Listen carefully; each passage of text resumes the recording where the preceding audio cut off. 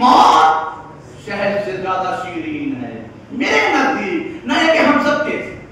तो इसका मतलब यह है कि अगर 7 अरब या उससे ज्यादा या उससे कम अफराद पाए जाते हैं तो हर एक की मौत का जायका अलग अलग है। हर एक की मौत का जायका अलग अलग है। तो मतलब ये जायका मौत हासिल कैसे होता है, कैसे हम अपनी मौत के जायके को तब्दील कर सकते हैं, बदल सकते हैं। कहा एक आयत है कुरान मजीद की, पूरी आयत नहीं पढ़ूंगा, उसमें कहा कि कुछ लोग ऐसे हैं जब उनकी रूह कब्ज हो जाती है और लोग उन्हें कब्र के हवाले कर देते हैं, तो वो कहते हैं काला रब्बिरजिऊनी। क्या कहते हैं? काला रब्बिरजिऊनी, ऐ परवरदिगार हमें पलटा दे। क्या कर? हमें पलटा दे। क्यों पलटा दे?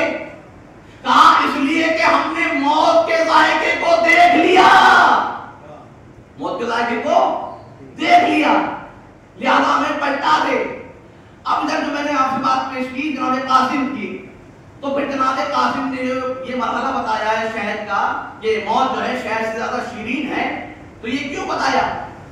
असल में जनाब कासिम ये बताना चाह रहे हैं जितना ज्यादा तुम्हारा किरदार बुलंद होता चला जाएगा, मौत शीरीन से शीरीन होती चली जाएगी, और जितना किरदार बद होगा मौत कड़वी से कड़वी होती चली जाएगी। इसलिए कि जनाब अली अकबर अलैहिस्सलातु वस्सलाम ने फरमाया, सल्लल्लाहु अलैहि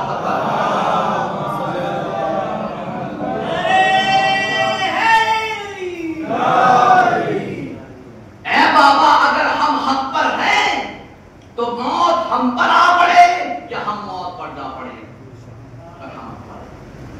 और यही आज के दौर में, यही आज के दौर में, आज के जो अय्याम चल रहे हैं अभी वो अय्यामुल उज़्र है, अभी मुहर्रम भी बिल्कुल करीब से करीब तक, और कल जो है चांद हो जाएगा तो चांद रात भी हो जाएगी।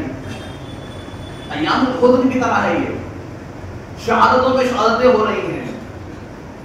लेकिन अरे मोहतरम, मैंने पहले भी अर्ज किया था, फिर अर्ज कर रहा हूं, तारीख ने जैसे पहले लिखा कि शियाने अली के खून से बगदाद की दीवारों को चिन्ह दिया गया, दीवारें बना दी गई, लेकिन अली वाले न कल जालिम के सामने झुके थे, न आज झुकेंगे, न क़यामत तक झुकेंगे। और आज ईरान ने यही बात को साबित कर दिया कि सर कटा देंगे लेकिन जालिम के सामने सर नहीं झुकाएंगे, जालिम के सामने सर नहीं झुकाएंगे। आप जरा देखें, कल आपने कुछ बातें मौलाना से सुनी, एक दो बात मैं भी आपके साथ पेश कर दूं। जब शहीद मुकालमत शहीद हो गए, शहीद हसन नसरुल्लाह, तो सब अखबार में सुनी सुनाई बातें हैं, अखबार ने लिखा कि बंकर में छुप गए हैं, न्यूज पर आ रहा है, यूट्यूब फेसबुक हर जगह देखे सब कुछ।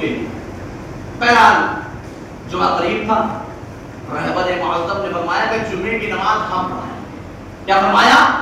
जुमे की नमाज हम पढ़ाएंगे, जुमे की नमाज हम पढ़ाएंगे। तो इतने सारे अफराद जमा हो गए, बस सिर्फ ये कहा था कि जुमे की नमाज हम पढ़ाएंगे। अजब नहीं, रहबर आवाज दे कि हमने सिर्फ ये कहा कि जुमे की नमाज हम पढ़ाएंगे, तो इतने सारे आ गए, अगर बुला लेते तो कितने सारे आते। उसी मौके पर एक मीटिंग हो रही थी जिसमें नेतन्याहू ने एक नक्शा पेश किया, जहां पर ईरान और इराक के नक्शे पर आप सबने देखा है, काला बना रखा था, काला रंग से सिया कर रखा था, बाकी सब व्हाइट। उसमें मिस्र था, बहरैन था, तुनिस था और सऊदी अरबिया। और उसने उसमें कहा कि हमें इन मुल्कों से कोई प्रॉब्लम नहीं है, ये जो दो मुल्क हैं इनसे प्रॉब्लम है। हमें इन मुल्कों से, ईरान और इराक से प्रॉब्लम है। इन मुल्कों से जो 4 मुल्क है, तुनिस है, बहरैन है, मिस्र है, सऊदी अरब से कोई प्रॉब्लम, इनसे कोई मुश्किल नहीं है। असल में बात यह है इन चारों मुल्क में या इस तरह के और भी ममालिक हैं, उनके अंदर पाई जाती है मुलूकियत, उनके अंदर पाई जाती है मुलूकियत। तो नेतन्याहू लानतुल्लाह अलैह, इसकी नस्लों पर लानत, इसको भी मालूम है कि यहूदियत को अगर खतरा है या तो ईरान से है या इराक से। यहूदियत को मुल्कियत से खतरा नहीं है, मुल्कियत से खतरा नहीं है। क्यों? इसलिए कि वो ये जानता है कि यहूदियत को मुल्कियत से खतरा नहीं है, मर्दियत से है।